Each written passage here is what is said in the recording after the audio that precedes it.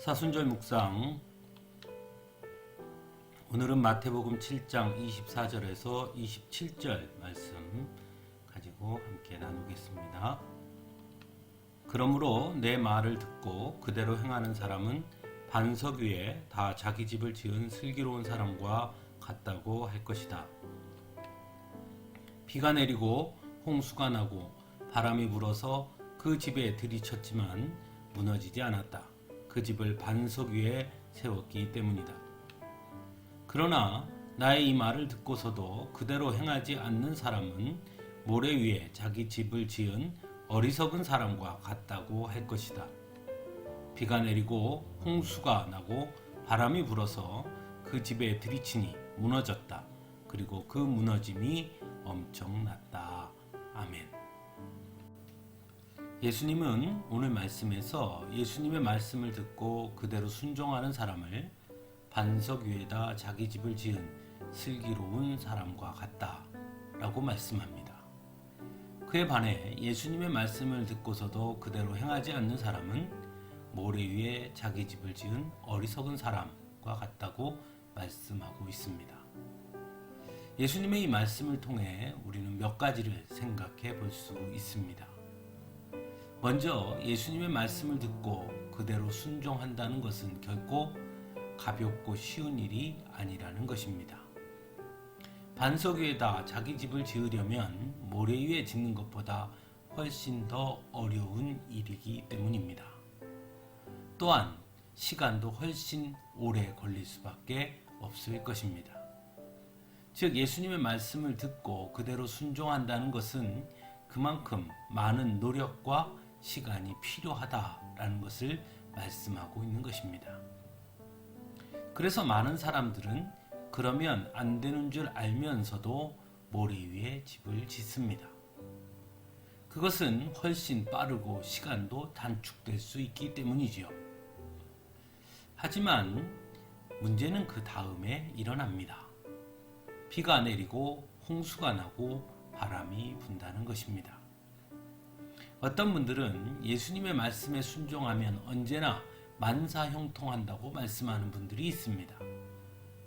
하지만 그 말이 어떤 고난과 어려움도 겪지 않는다는 말은 아님을 알아야 합니다.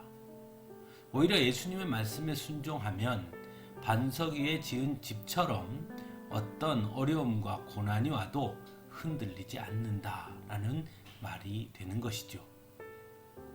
하지만 모래 위에 지은 집은 겉으로 보기에는 믿음이 있는 것처럼 보이지만 고난과 어려움이 닥치면 쉽게 무너져 내리는 연약한 믿음이 될 수 있다는 것을 말씀하고 있는 것입니다.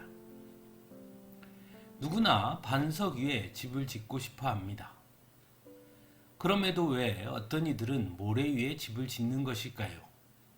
그것은 빨리 그리고 쉽게 짓고 싶기 때문입니다.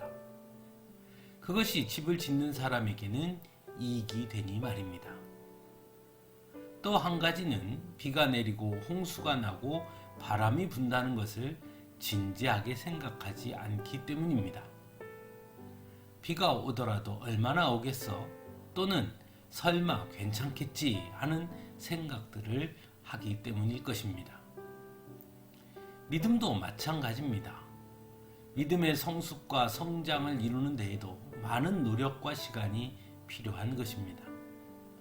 하지만 어떤 사람들은 믿음의 성숙과 성장도 빨리 쉽게 이루고 싶어 합니다. 또는 설마 예수님께서 오시겠어? 정말 종말이 올까? 나한테 어려움과 고난이 오겠어? 하는 마음으로 모래 위에 집을 짓는 것을 두려워하지 않습니다.